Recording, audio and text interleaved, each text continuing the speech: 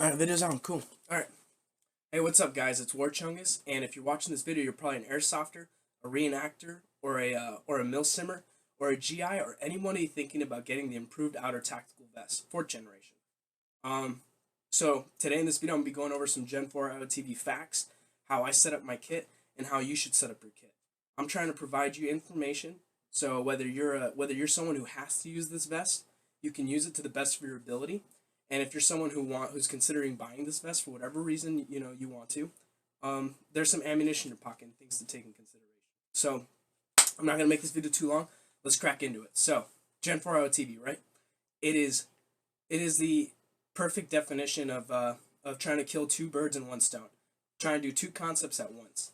My walk with military equipment is that anything that does two concepts at once usually messes up both concepts, but this IOTV is different. It does both those concepts to the best of its ability, and it makes this is definitely not a bad vest to use. And I personally like using it. So, what are those two concepts? You got fast and mobile, and you got steady and secure.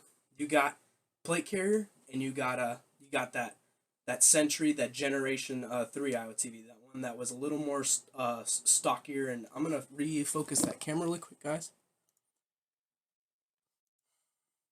So you got that 3rd generation IOTV, that stockier, that more annoying thing to wear. So, things to go over, right?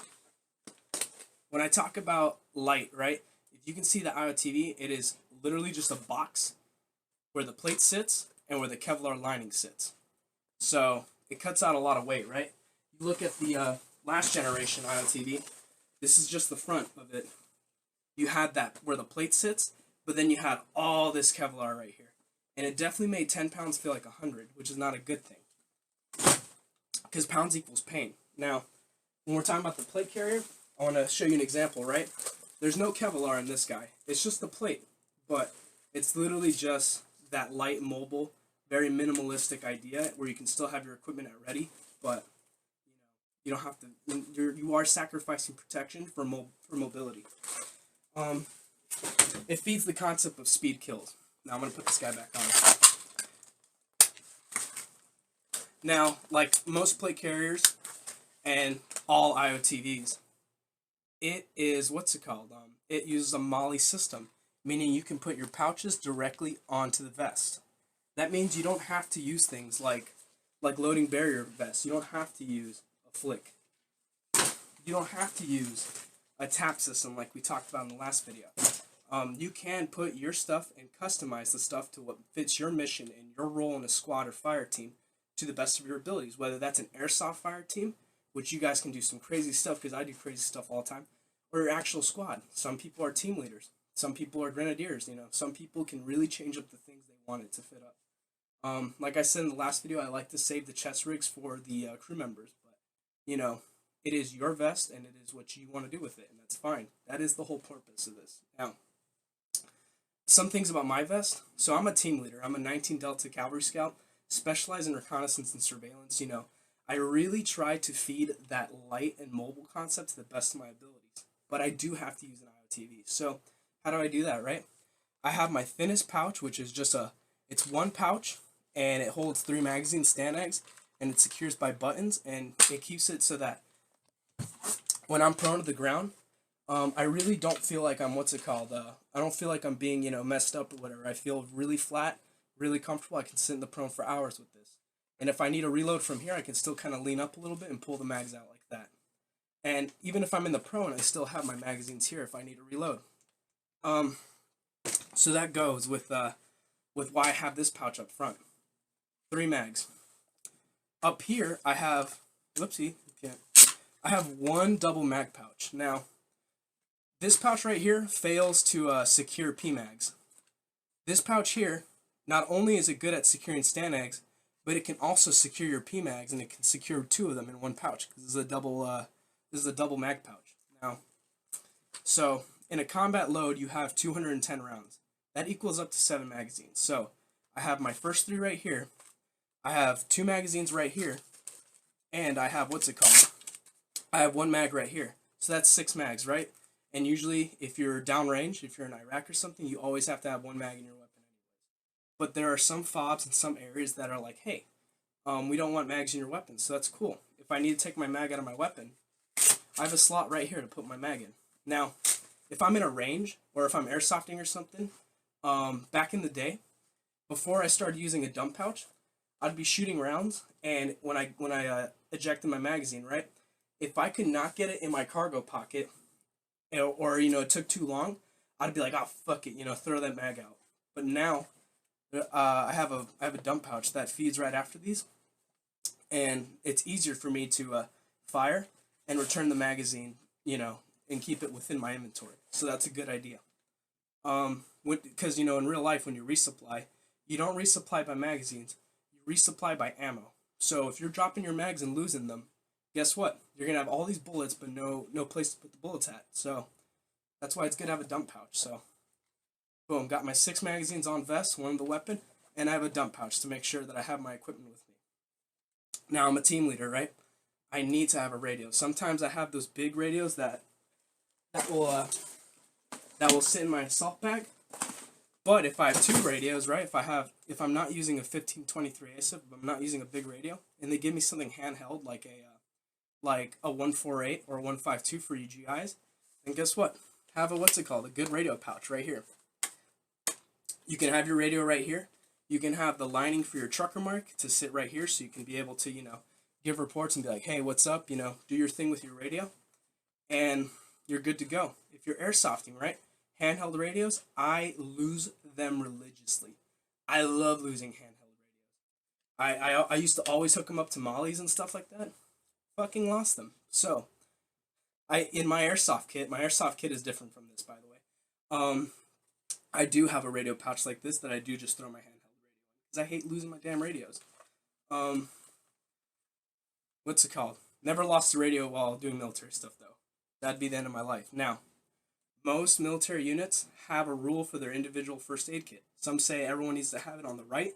Some says that everyone needs to have it on the left. Thank God my unit says they want it on the right. That's where I like my kit. I have my individual first aid kit here, secured by a little piece of 550 cord that I can just pull on, and I can access my individual first aid kit. I have my tourniquet right here, and I have my additional tourniquet on my assault pack. So that's how my setup is like. My setup fills my role. It does my role as a team leader because I have my handheld radio right here. If I need to send reports, I have all my magazines on the left side, because you don't want mags on the right side, right? You're shooting. You want to be able to reload from right here, or you're shooting. If you have no mags right here, guess what? You can reload from right here. Boom, reload. And you know what? Like I said, dump pouch is right here, so when you drop the mag, you can go right in here and you're set to go. Now, we kind of went over to why I have my kit. The cons about my kit is that I don't have places for grenades. But where I meet that is I put my grenade pouches right here. Usually they change where things go depending on mission, because you should always change your kit up depending on your mission and role. But for my general purpose kit as a team leader, I have my grenade pouches on my assault pack, and I also have an extra mag pouch here. Now, my grenadier, right? He used to have a grenade belt right here, and then he kind of had his kit look like mine. Kind of the same. I have my 6 mags across my fucking left side so I can reload. But then he would have his 40 mics, in a belt. Whatever your role is in your squad, or your role is in your fire team, right?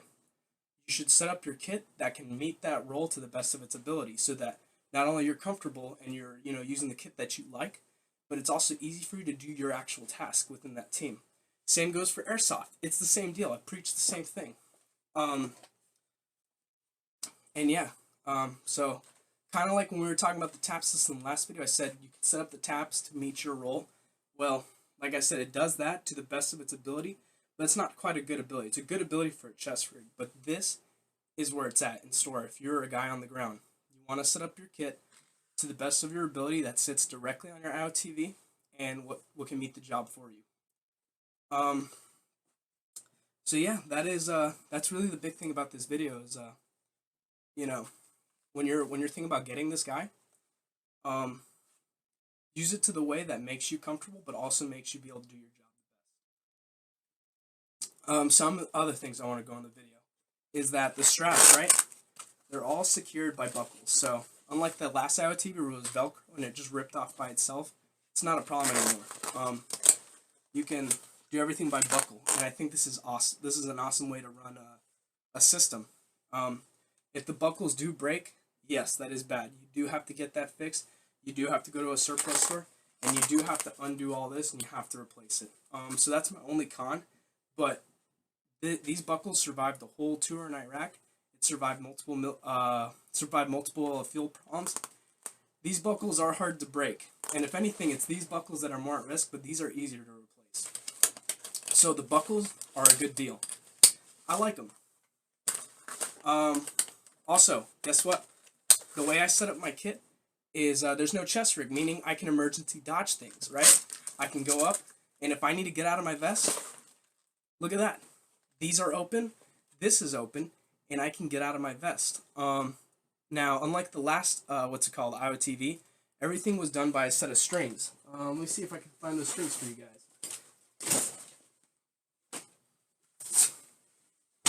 Haha, good news, I can't find those strings, but everything was done by a string. So when you dodged out of your kit was really fucked up. You had to go, and you had to put it back together, and there was always that one guy in your unit that was like, hey, I know how to do this. But guess what? This thing is simple. Not only it has buckles here, but it's got buckles here. You can literally put the thing back together while it's on you.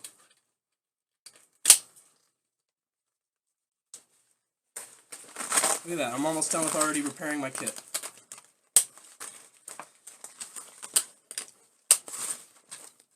So, I'm not trying to make the video any more longer than it needs to be, but the real piece of information I want you guys to have is A, set up your kit to the way you need to do it to do your job to the best of your ability. B, if you're an airsofter and you're going to get this kit, it's an awesome vest. I do give it a thumbs up. I think it is definitely doing the plate carrier's job to the best of its ability, but it also has features that the last generation IOTVs have. I can still make myself big and bulky. I can still throw, my shoulder guards, my neck guard, my PP guard, my butt guard. But guess what?